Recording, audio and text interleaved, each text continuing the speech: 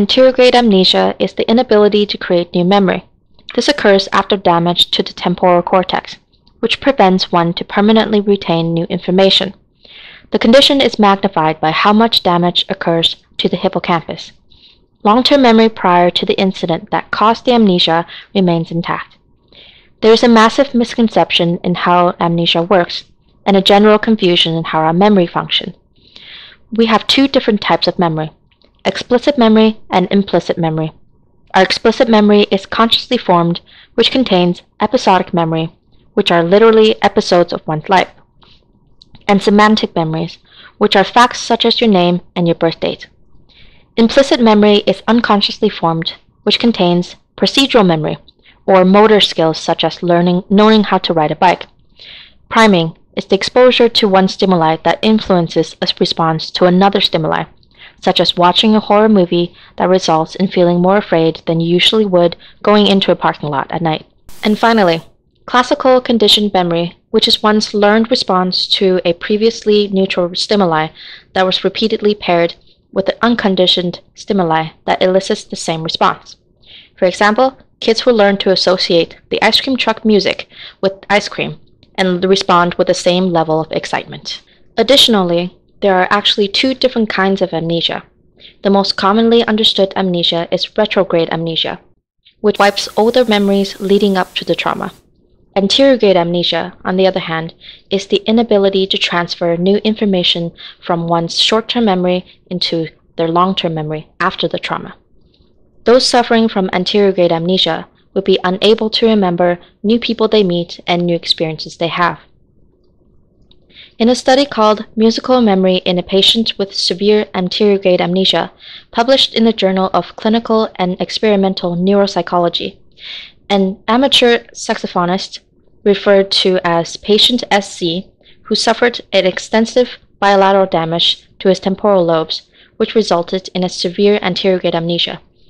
Through 3 months of extensive training, even with patient SC's inability to remember ever having learned any of the new music, he showed significant improvement in playing them.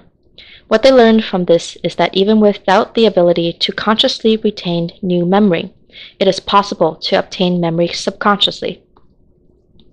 One reason for this is that the physical skill of playing music is heavily built on procedural memory, which requires no conscious retrieval of information.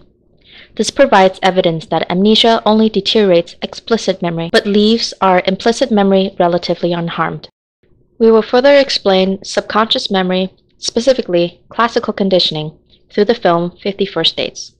This movie is about a character named Lucy who got into a car accident that severely damaged her temporal lobe, which incapacitates her ability to process new information from her short-term memory into her long-term memory. With no recollection of anything occurring during or after the accident, Lucy wakes up every day with her memory reset. Lucy wears the same outfit, eats at the same diner, and builds a house out of her waffles every day. This seems to be an inaccurate interpretation of an amnesia, because mood and attitude are likely to fluctuate day to day, especially as a pre-menopausal woman. A person with amnesia is still likely to have different cravings for food and different inspirations when getting dressed, similar to someone without memory loss. A man named Henry falls in love with Lucy despite her condition and is determined to help her recover from it. In order to do this, he makes a tape that reveals the accident that caused her anterograde amnesia. Every morning when Lucy watches this, she is sent into shock and an emotionally distraught state. So what about the lasting emotions this has on her subconscious memory as a result of repeated traumatic exposure?